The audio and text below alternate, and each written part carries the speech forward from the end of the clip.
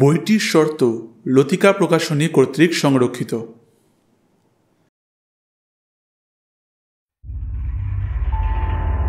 বিশেষ বাছাই করা বাংলা সাহিত্য এবং বিশ্ব সাহিত্যের নানান কিছু রোমাঞ্চকর ও রহস্যময় কাহিনী অবলম্বনে তৈরি আমাদের এই বিশেষ অনুষ্ঠান রহস্যময় শনিবার। যদি আপনি চ্যানেলে নতুন হন তাহলে সাবস্ক্রাইব করুন। এই একটি সাবস্ক্রাইব আমাদের টিমকে এগিয়ে যেতে অনেক সাহায্য করে। আর যদি আমাদের ভিডিওস পছন্দ হয়ে থাকে প্লিজ শেয়ার করবেন আপনাদের বন্ধুদের সাথে। আজ আপনাদের জন্যে সৈয়দ মুস্তাফা সিরাজের লেখা ভুতুড়ে বেড়াল। এই গল্পটি আমরা লতিকা প্রকাশনী প্রকাশিত সানডের সাসপেন্স বইটি থেকে নিয়েছি। গল্প পাঠে জয়, গল্পের সূত্রধারে আমি রাজ। শুরু হচ্ছে ভুতুড়ে বেড়াল, শুধুমাত্র রহস্যময় শনিবারে।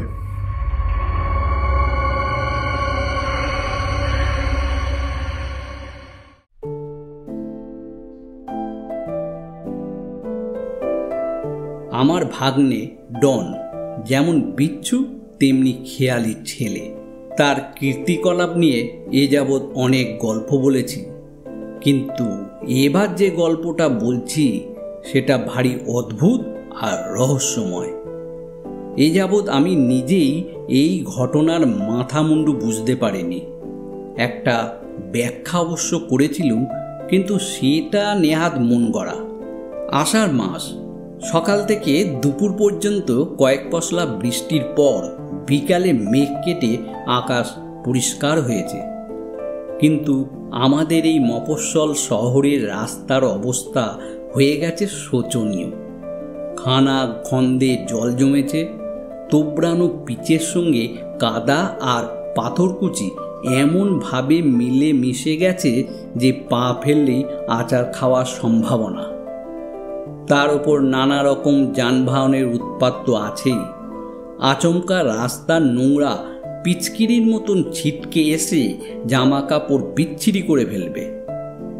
এই অবস্থায় রোজকার মতো বেড়াতে বেরোনোর ইচ্ছে চেপে রাখতেই হলো। বরং তার চেয়ে চুপচাপ বসে গোয়েন্দা উপন্যাস পড়াই ভালো। র্যাক থেকে তাই কাঠমান্ডুতে কাটামুন্ডু নামে একখানা বই টেনে নিলাম। সবে বইটার পাতা খুলেছি, হঠাৎ পিঠের দিকে জোরালো চিমটি খেয়ে উহ করে উঠলুম। তারপর খাপ্পা হয়ে ঘুরে দেখি শ্রীমান ডন নির্বিকার মুখে দাঁড়িয়ে আছে।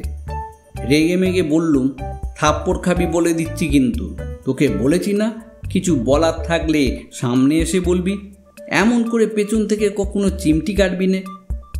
ডন আমার হুমকি গ্রাহ্য করল না, তেমনি নির্বিকার মুখে বলল, রথের মেলা দেখতে যাব।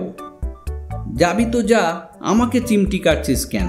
তুমি আমাকে নিয়ে যাবে, কালই তো নিয়ে গিয়েছিলুম। রোজ রোজ মেলায় গিয়ে নতুন আর কি দেখাবো? একটা বেড়াল কিনবো বলে ডন আমার হাতের বইটা চেপে ধরল। বুঝলাম এবার কাঠমান্ডুতে কাটামুন্ডুর আর রক্ষে নেই। তাই মুখে হাসি ফুটিয়ে বললুম, কালই তো তোকে একটা রথ আর একটা বাঘ কিনে দিয়েছে। ছ্যাঁচা, বাঘের পাশে বেড়াল রাখবি তুই? ডন হাসল না, বই থেকে হাতও সরালো না। নির্বিকার মুখে বলল, ভোঁদা বলল বেড়াল বাঘের মাসি, মাসিকে না দেখতে পেলে বাঘ রেগে যাবে মামা। তুমি শিগগির ওঠো, দেরি করলে কি হবে জানো তো? বইটা আরও জোরে সে আঁকড়ে ধরল। অগত্যা আমাকে উঠে পড়তে হলো। বললুম, ঠিক আছে চল যাচ্ছি। এবার লক্ষ্মী ছেলের মতো বই থেকে হাত সরিয়ে নে। বিড়ালটার দাম 10 টাকা মামা। মা দিয়েছে 3 টাকা, দিদি দিয়েছে 2 টাকা। আমাকে বাকি 5 টাকা দিতে হবে, কিন্তু 10 টাকা দাম কে বলল তোকে? আমি এক্ষুনি রথের মেলা থেকে আসছি না। বলিস কি রে, এই জল কাদায় তুই গেলি কি করে? তোর জুতোয় তো কোনো কাদা দেখছি নে। খোঁদাদের আমবাগান দিয়ে বুড়ো শিবের মন্দির তলা দিয়ে তারপর। বুঝেছি, এবার বইটা ছাড়। আগে তুমি 5টা টাকা দাও। টেবিলের ড্রয়ার খুলে একটা 5 টাকার নোট ওর হাতে দিলুম। তখন ডন বই থেকে হাত সরিয়ে নিল। তারপর হঠাৎ ঠিক করে হেসে বলল, তুমি কিন্তু আমার সঙ্গে যাবে মামা। কেন? যেমন একা গিয়েছিলি তেমনি একা চলে যা, বেড়াল কিনে নিয়ে আয়। ডন চোখ বড় করে বলল, মেলা থেকে ফিরতে সন্ধ্যা হয়ে যাবে না? বুড়ো শিবের মন্দিরের কাছে জটা বাবা থাকে। তারপর জানো তো মামা, হোঁদাদের আমবাগানে কন্ধ কাটা থাকে। কন্ধ কাটা বাগান পাহারা দেয়, নইলে সব আম চুরি হয়ে যেত, ভোঁদা বলছিল। আর জানো মামা, কথা বাড়াতে না দিয়ে বললুম, চল বেরুনো যাক। আসলে এমন সুন্দর রোদ্দুরে ঝলমল করা বিকেলটা ঘরে বসে বই পড়ার চেয়ে বাইরে কাটানোর সুযোগ ডনি তো এনে দিয়েছে। তা সে চিমটি কেটেই হোক বা 5 টাকা নিয়েই হোক, তাই শেষ পর্যন্ত ডনের প্রতি খুশি হয়েছিলুম।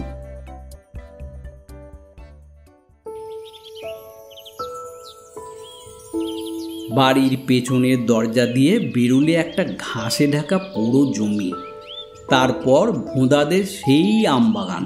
বাগানের পাশ দিয়ে পায়ে চলা পথটায় একটু আধটু জল কাদা আছে, তবে কিনারায় ঘন ঘাসে পা ফেলে সাবধানে হাঁটলে জল কাদা এড়ানো যায়। ডনের বুদ্ধির প্রশংসা করা উচিত। এভাবে একটু ঘুরপথে গেলে মেলার দূরত্ব অবশ্য বেড়ে যায়, তা যাক। বৃষ্টি ধোয়া সবুজ গাছপালা, পাখির ডাক, রং বেরঙের প্রজাপতির খুশি খুশি নাচানাচি দেখতে দেখতে রথের মেলায় যাওয়া ছেড়ে কাঠমান্ডুতে কাটামুন্ডু বেজায় বিচ্ছিরি ব্যাপার। বুড়ো শিবের মন্দিরের দিকটায় জল কাদার বালাই নেই। বাঁধানো চত্বরের পর খেলার মাঠ, সেই মাঠের একধারে মেলা বসেছে। ভিজে ছপছপে ঘাসের ওপর প্রতিদিনের মতো ছেলেরা ফুটবল খেলছে দেখে থমকে দাঁড়িয়ে গিয়েছিল। ডন তাড়া দিয়ে বলল, দেরি হয়ে যাচ্ছে মামা, এখন কি খেলা দেখার সময়? বললুম, না রে, যদি ওদের বলটা এসে গায়ে পড়ে প্যান্ট শার্ট নোংরা হয়ে যাবে যে। হ্যাঁ, তুমি কিচ্ছু জানো না। এবার আমরা ঝিলের ধারে ওই জঙ্গলের ভেতর দিয়ে যাব। ডন আমার হাত ধরে টানল। উৎসাহে হাঁটতে হাঁটতে সে বলল, রামু ধোপা ঝিলের জলে কাপড় কাচে, জানো তো মামা? জানি বই কি। রামু আর তার গাধাটা হেঁটে হেঁটে কেমন সুন্দর রাস্তা করেছে দেখবে, চলো। তুই সেই রাস্তায় গিয়েছিলি বুঝি? হ্যাঁ, নইলে আমাকে মাঠে দেখতে পেলেই ওই ভোঁদা জোর করে গোলকিপার করতো যে। ঝোপ জঙ্গলের ভেতর ঢুকে লক্ষ্য করলুম রামুধোপা বিকেলের এই চমৎকার রোদ্দুরটা পেয়ে কাঁচা কাপড়গুলি শুকিয়ে নিচ্ছে। তার গাধাটা ঝিলের ধারে মনের আনন্দে ঘাস খাচ্ছে। যাই হোক, জল কাদা বাঁচিয়ে অবশেষে মেলার ভিড়ে পৌঁছলুম।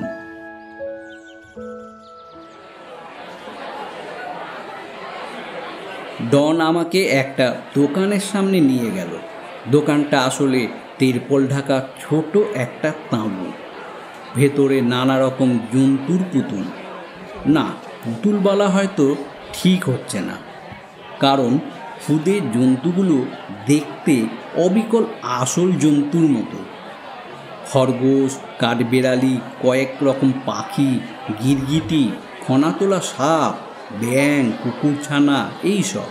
সেগুলোর মধ্যে একটা কালো বেড়াল জলজল চোখে তাকিয়ে আছে, দেখার মতো গোঁফও আছে, একেবারে আসল বেড়ালের সাইজ। মাথায় সন্ন্যাসীদের মতো চূড়ো করে বাঁধা চুল, মুখে একরাশ গোঁফদাড়ি, তেমনি কুচকুচে কালো একটা লোক এই দোকানের মালিক। ডনকে দেখেই সে হাসল। তাহলে বেড়ালটা দেখছি তোমার খুব পছন্দ হয়েছে খোকাবাবু, কিন্তু 10 টাকার কমে বেচব না। ডন বুক পকেট থেকে টাকাগুলো বের করে তাকে দিতে যাচ্ছিল। আমি বললাম, কই আগে বেড়ালটা দেখি। সন্ন্যাসী চেহারার দোকানদার বলল, খোকাবাবু আপনাকে সঙ্গে এনেছে বুঝি? ভালো, আমি কাকেও ঠকাইনি বাবু। এই বেড়াল যেমন তেমন বেড়াল নয়, জ্যান্ত বললেও ভুল হয় না। বলে সে কালো বেড়ালটা আমাকে দিল। সত্যি বলতে কি, ওটা হাতে নেওয়া মাত্র মনে হলো যেন আসল জ্যান্ত বেড়াল। তেমনি নরম তুলতুলে শরীর, ল্যাজটাও নড়ছে, চমৎকার বানিয়েছে তো। ততক্ষণে ডন 10টা টাকা দোকানদারকে দিয়ে ফেলেছে। একটু দরাদরি করার সুযোগ পেলুম না। দোকানদার একগাল হেসে টাকাগুলো কপালে ঠেকিয়ে ফতুয়ার ভেতর ভরল। তারপর বলল, মাত্র 10 টাকায় বেচে লোকসানি হলো বাবু, কিন্তু কি আর করা যাবে, কালো বেড়াল অলক্ষণে বলে কেউ কিনতে চায় না। এই খোকাবাবুর যেমন চোখ আছে তেমনি সাহসও আছে বটে, তাই 10 টাকায় বেচতে চেয়েছিলুম। তবে খোকাবাবুকে বলছি, আপনাকেও বলছি, বেড়ালটা একটু চোখে চোখে রাখবেন। জিজ্ঞেস করলুম, কেন বলো তো? দোকানদার চাপা গলায় বলল, মন্তর পড়া বেড়াল, রাত বিরেতে হঠাৎ জ্যান্ত হয়, বুঝলেন তো? এর কথা শুনে হেসে ফেললুম। বলো কি হে, নকল বেড়াল জ্যান্ত হয়? তোমার মন্তরের এত জোর? সে চোখ টিপে বলল, হাসবেন না বাবু, খোকাবাবুকে বলবেন যেন সাবধানে রাখে। ডন আমার হাত থেকে বেড়ালটা কেড়ে নিয়ে হাঁটতে শুরু করল। পথে যেতে যেতে বললুম, ডন, লোকটা তোকে রাম ঠকান ঠকিয়েছে জানিস? আমার মনে হলো ছেঁড়া তোয়ালেতে কালো রং মাখিয়ে ভেতরের স্পঞ্জ ঠেসে বেড়ালটা তৈরি করেছে। ঘুমোপার চোখ দুটো প্লাস্টিকের না হয়ে যায় না, মুখে একটু লালচে রং মাখিয়ে দিয়েছে, ব্যাস। ডন আমার কথায় কান দিল না। হঠাৎ আমাকে ফেলে দৌড়তে শুরু করলো। ওর পিছনে আমাকে দৌড়তে দেখলে লোকেরা কি ভেবে হয়তো হইচই বাঁধাবে, তাই ধীরে সুস্থে হাঁটছিলুম।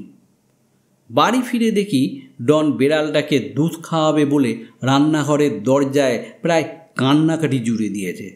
বললুম, কি রে, ওটাকে দুধ খাওয়ানোর জন্য অমন দৌড়ে চলে এলি? বোকা ছেলে, নকল বেড়াল কি দুধ খেতে পারে?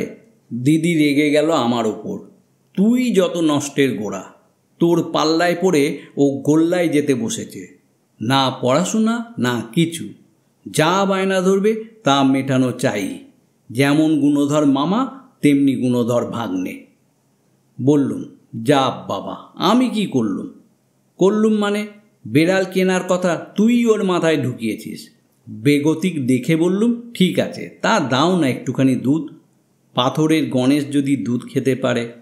দিদি অমনি কপালে হাত ঠেকিয়ে নম করে বলল, এই সন্ধেবেলা দেবদেবতার নামে যা তা বলবি নে বলে দিচ্ছি। আমি স্বচক্ষে দেখে এসেছিলুম জানিস। তারপরে বিচ্ছু ছেলে চিমটি খেয়ে উহ করে উঠল এবং করুণ মুখে বলল, লক্ষ্মী সোনা এমন করে না, ছাড় ছাড়, উফ দিচ্ছি বাবা দিচ্ছি। ডনের দিদি আমার ভাগ্নি পিঙ্কি তার পড়ার ঘর থেকে বেরিয়ে বলল, মাথায় দুটো চাঁটি লাগাতে পারছো না মা? যখনই পড়তে বসবো তখনই বাঁদরের বাঁদরামি শুরু হবে। ডন মাকে ছেড়ে দিয়ে ফিক করে হেসে বলল, বাঁদর না দিদি, বেড়াল। যেমন তেমন বেড়াল নয়, সাধু ভাবার মন্তর পড়া বেড়াল। পিঙ্কি চোখ পাকিয়ে বলল, দাঁড়া, বাবাকে আসতে দে, তারপর দেখাচ্ছি মজা। ডন বিড়ালটা তার দিকে ছুঁড়ে দেওয়ার ভঙ্গি করতেই সে চোখের পলকে ঘরে ঢুকে দরজা এঁটে দিল। পিঙ্কি বিড়ালকে বড্ড ভয় পায়।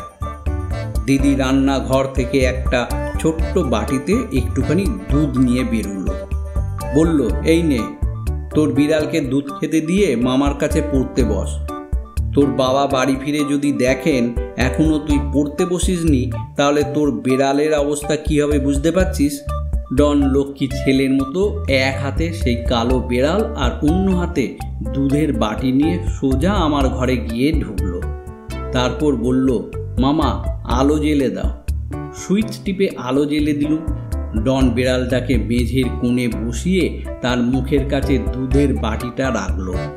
বললুম, ঠিক আছে, বিড়ালটার খিদে পেলে দুধ খেয়ে নেবে, আয় তুই পড়তে বস।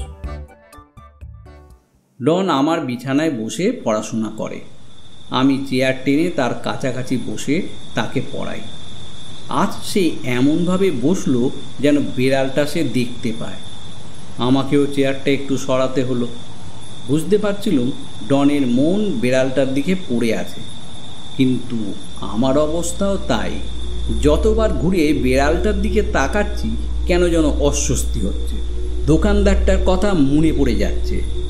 সেই সঙ্গে কালো রঙের অবিকল জ্যান্ত চেহারার বিড়ালটার উজ্জ্বল চোখ দুটো হিংস্রভাবে যেন আমাকেই দেখছে। মনে হচ্ছে এখনই বুঝি ঝাঁপিয়ে পড়বে আমার ওপর। কিছুক্ষণ পরে ডন বলল, দুধ খেলো নাকি দেখে আসি মামা।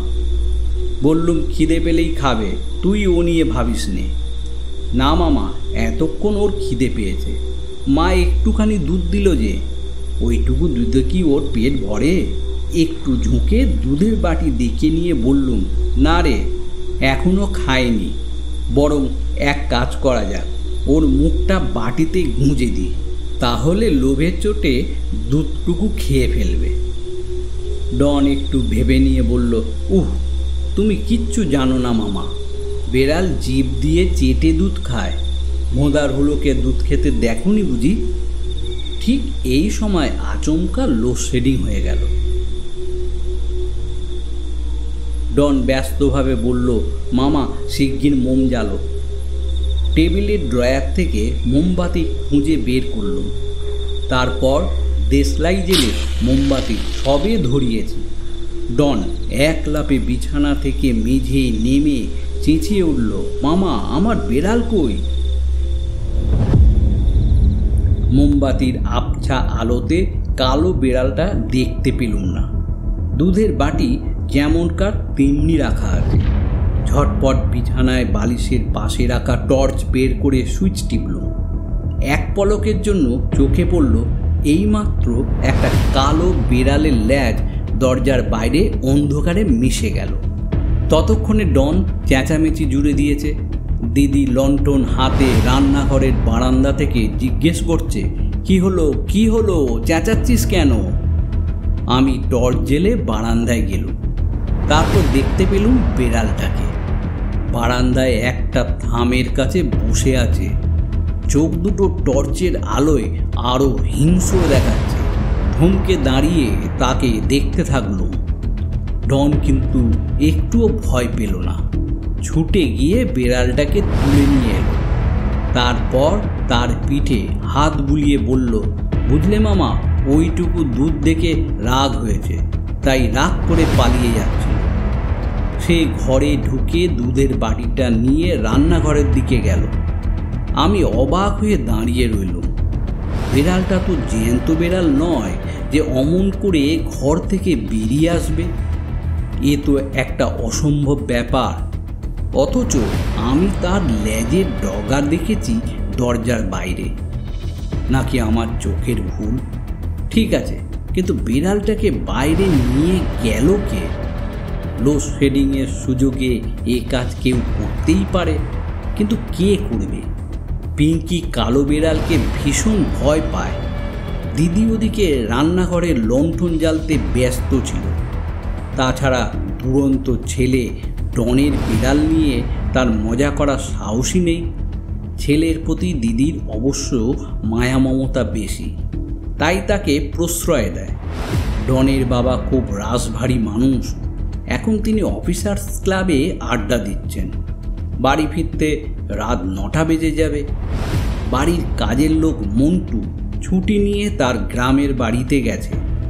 কাজেই বাইরের কেউ কখনো বিড়ালটাকে ঘর থেকে বাইরে নিয়ে যায়নি।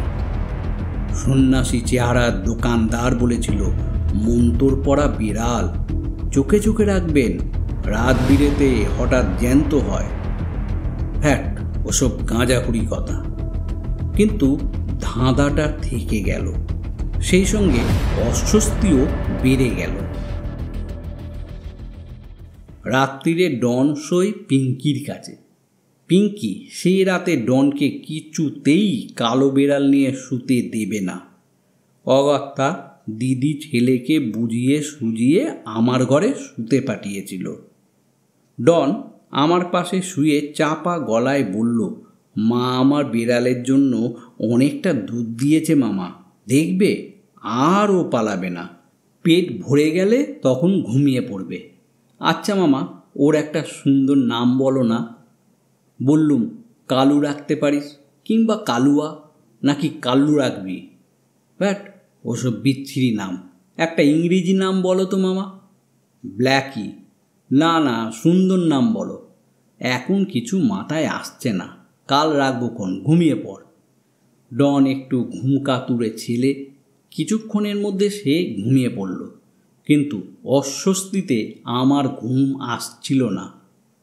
বারবার মনে হচ্ছিল বিড়ালটা যদি আবার কিছু করে বসে, যদি চুপি চুপি মশারির ভেতরে ঢুকে আমার গলায় কামড় বসায়।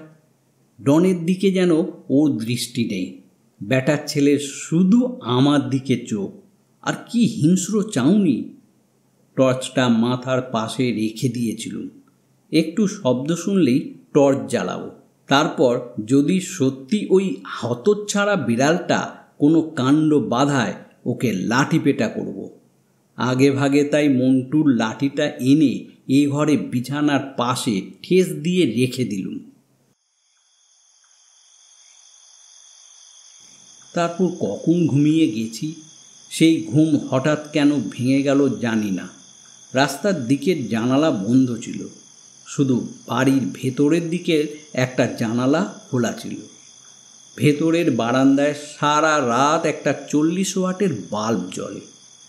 মশারির ভেতর থেকে সেই আলোটা আবছা দেখা যায়, কিন্তু ঘুম ভেঙে দেখি ঘুটঘুটে অন্ধকার, ফ্যানের শব্দ শোনা যাচ্ছে না, তার মানে লোডশেডিং। তারপর কানে এলো বৃষ্টির শব্দ, বুঝতে পারলুম ভ্যাপসা গরমের জন্যই ঘুম ভেঙেছে। তারপরই মনে পড়ে গেল বিড়ালটার কথা। অমনি মশারির একটা পাশ একটুখানি তুলে টর্চ জ্বাললুম, কিন্তু কি আশ্চর্য, বিড়ালটাকে দেখতে পেলুম না। অস্বীকার করছি না, সঙ্গে সঙ্গে বুকের ভেতরটা ধড়াস করে উঠেছিল। এদিকে দুধের বাটিটা তেমনি রাখা আছে। মাথা বের করে টর্চের আলো ফেলে দেখলুম বাটিতে একটু দুধ নেই। দেখা মাত্র আতঙ্কে টর্চের সুইচ থেকে আঙুল সরে গেল। আবার ঘন অন্ধকারে ঘর ভরে গেল। বৃষ্টিটা ক্রমশ বেড়ে যাচ্ছে। মশারির ভেতরে মাথা ঢুকিয়ে নিয়ে কিছুক্ষণ হতবুদ্ধি হয়ে চুপচাপ শুয়ে রইলাম। মন্টুর লাঠিটা কী কাজে লাগাবো ভেবেই পেলুম না। কতক্ষণ নিশার অবস্থায় শুয়ে থাকার পর হঠাৎ মরিয়া হয়ে উঠে বসলুম।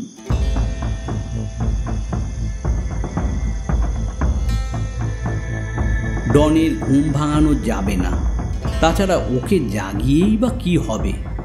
যদি বা ওকে জাগানো যায়, বেড়াল নেই শুনে ও চেঁচামেচি শুরু করবে। সাবধানে মশারির থেকে বেরিয়ে টর্চ জেলে মন্টুর লাঠিটা নিলাম। তারপর ঘরের ভেতরে চেয়ার, টেবিল, খাট এবং ঘরের র্যাকের তলায় আলো ফেলে বিড়ালটা খুঁজে দেখলুম। কোথাও বিড়ালটা লুকিয়ে নেই। তাহলে কি ভুতুড়ে কালো বিড়ালটা রাত দুপুরে সত্যি জ্যান্ত হয়ে দুধ সাবার করে পালিয়ে গিয়েছে? দরজা খুলে বেরুতে সাহস হচ্ছিল না। খোলা জানালাটার কাছে গিয়ে বাইরে টর্চের আলো ফেললুম। বৃষ্টিটা এবার জোরালো হয়েছে। বৃষ্টির ছাঁটে বারান্দা ভিজে গিয়েছে। জ্যান্ত বিড়াল জলকে বেজায় ভয় পায়, কিন্তু এই বিড়ালটা তো ভুতুড়ে, কাজেই তার কথা আলাদা। এতক্ষণে বিদ্যুৎ ঝিলিক দিল। তারপর শুরু হলো মেঘের গর্জন। আর কিছু করার নেই, টর্চের আলো ক্রমশ ক্ষীণ হয়ে আসছিল।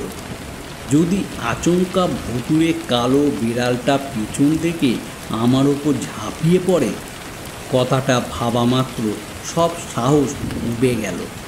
ঝটপট মশারির ভেতর ঢুকে পড়ল। লাঠিটা এবার বিছানায় আমার পাশেই রেখে দিলুম। আতঙ্কে আর ঘুম আসতে চাইছিল না। বৃষ্টির জন্য ভ্যাপসা গরমটা অবশ্য আর ছিল না। দিদির ডাকাডাকিতে চোখ খুলে দেখি ভোর হয়ে গেছে। ডন তখনও বেঘরে ঘুমোচ্ছে। সাড়া দিয়ে বললুম, কি হয়েছে? জানালার ওধার থেকে বেজায় খাপ্পা মেজাজে বলল, এসব তোর কীর্তি। ডনের মাথায় যত দুষ্টু বুদ্ধি তুই জোগাচ্ছিস। মশারি থেকে বেরিয়ে বললুম, আহা, হয়েছেটা কি বলবে তো? দিদি বলল, পিঙ্কি কালো বিড়ালকে ভয় পায়, তাই তোরা মামা ভাগ্নে মিলে রাত্রিরে কখন খেলনা বিড়ালটাকে পিঙ্কির ঘরের দরজার সামনে রেখে এসেছিস। দরজা খুলে পিঙ্কি ভয় পেয়ে কেঁদে অস্থির।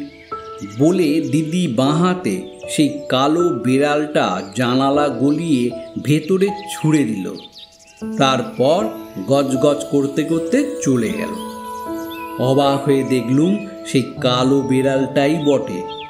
টেবিলের পায়ার কাছে 4 ঠ্যাং তুলে আঁচড়ে পড়েছে। দিদি ওটাকে রাগের চোটে এত জোরে ছুঁড়েছে যে বেচারার পেট ফেঁসে গিয়েছে এবং ভেতরে ঠাসা কয়েক টুকরো স্পঞ্জ বেরিয়ে পড়েছে। দিনের বেলায় আর ভয় পাওয়ার কিছু নেই। ডন জেগে ওঠার আগেই কালো বিড়ালটাকে তুলে নিয়ে ফাটা জায়গায় স্পঞ্জের টুকরোগুলো ঠেসে ঠিকঠাক করে দিল। লক্ষ্য করলুম পেটটা কালো সুতো দিয়ে সেলাই করা ছিল। সেই সুতো টেনে কোনো রকমে গিট দিয়ে রাখল। তারপর বিড়ালটাকে দুধের বাটির কাছে আগের মতো বসিয়ে দিলাম। কিন্তু প্রশ্ন হলো, বিড়ালটা এই ঘর থেকে পিঙ্কির ঘরের দরজার সামনে গেল কি করে? আর বাটির দুধই বা কে খেল? মাথা মুন্ডু কিছুই বুঝতে পারলুম না। একটু পরে ডনকে ঘুম থেকে জাগিয়ে বললুম, তোর বিড়াল খিদের চোটে সবটুকু দুধ সাবার করেছে। ডন ধুরমুর করে উঠে মশারি থেকে বেরিয়ে এলো। তারপর আহ্লাদে আটখানা হয়ে বিড়ালটাকে খুব আদর করতে থাকলো। বলল, মামা, আজই কিন্তু একটা ভালো ইংরেজি নাম চাই, নইলে বুঝতে পারছো তো? আনমনে বললুম, ডিকশনারি খুঁজে ভালো একটা নাম দেব, তুই ভাবিস নে। সেদিন ছিল সোমবার। আমি গেলুম অফিসে, ডন গেল স্কুলে। বিড়ালটা আমার ঘরে রেখে গিয়েছিল ডন। বাটিতে যথারীতি দুধও রেখেছিল সে। অফিস থেকে আমার ফিরতে 5:30 বেজে গিয়েছিল। ফিরে এসে দেখি ডন প্রচণ্ড হইচই বাঁধিয়েছে। দিদি ছেলেকে সামলাতে পারছে না, ব্যাপার কি? পিঙ্কি আমাকে দেখে হাসতে হাসতে বলল, জানো মামা কি হয়েছে? একটু আগে ভোঁদার পিসিমা এসেছিলেন। ডনের বিড়ালটা নাকি কখন ওদের বাড়ি গিয়ে ওর হুলোর সঙ্গে ভাব জমাতে চেয়েছিল, আর হুলো অমনি ডনের বিড়ালটাকে কামড়ে ধরে আছাড় মেরেছে। তারপর নখের আঁচড়ে ফালা ফালা করে ফেলেছে। ওই দেখো না মামা, উঠোনে পড়ে আছে। উঠোনের কোণে কালো একটা নেতার মতো জিনিস দেখতে পেলুম। শুধু মুন্ডুটা ঠিকঠাক আছে এই মাত্র। ডনকে কিছু বলার আগে ঘরে ঢুকে দুধের বাটিটা দেখতে পেলুম। আশ্চর্য ব্যাপার, বাটিতে 1 ফোঁটা দুধ নেই। বাটিটা অবশ্য কাত হয়ে পড়ে আছে, কিন্তু মেঝেতে দুধের কোনো চিহ্ন নেই। হঠাৎ মনে হলো, ভোঁদার পিসিমার বিড়ালটাই কি কাল সন্ধ্যায় এ ঘরে এসে দুধ সাভার করার পর ডনের বিড়ালটাকে বারান্দায় রেখে গিয়েছিল? হুলোই কি আজ দিনের বেলায় আবার এসে? না, ভোঁদাদের বাড়ি এ বাড়ি থেকে 2 বাড়ি পড়ে। হুলোর গায়ে এত জোর নেই যে একটা খেলনার বিড়াল অত দূরে বয়ে নিয়ে যাবে। তাছাড়া হুলো এ বাড়িতে এসে উৎপাত করতো বলে মন্টু একটা ফাঁদ পেতেছিল এবং সেই ফাঁদে হুলোর লেজের ডগা আটকে গিয়েছিল। শেষ পর্যন্ত লেজের ডগাটুকু ফেলে হুলো প্রাণ বাঁচিয়ে পালিয়ে গিয়েছিল। তারপর থেকে এই বাড়িতে আর তাকে দেখা যায় না। কাজেই রহস্যটা থেকে যাচ্ছে। কিছুক্ষণ পরে ডনের তাগিদে কালো বিড়ালের সেই ছেঁড়া খোড়া মরাটা নিয়ে আবার রথের মেলায় যেতে হলো। কিন্তু সন্ন্যাসী চেহারা সেই দোকানদার তার দোকান গুটিয়ে চলে গেছে। রাগ করে ডন কালো বিড়ালের মরাটা ঝিলের জলে ছুঁড়ে ফেলে বলল, মন্টুদা আসুক, তারপর হুলোকে ফাঁদে আটকে মুন্ডু কেটে বলি দেব। ওকে আশ্বাস দিয়ে বললুম, হ্যাঁ, হুলোটাই তোর বিড়ালটাকে মেরে ফেলেছে। কথাটা বললুম বটে, তবে ধন্দটা মনে থেকে গেল। আজও থেকে গিয়েছে।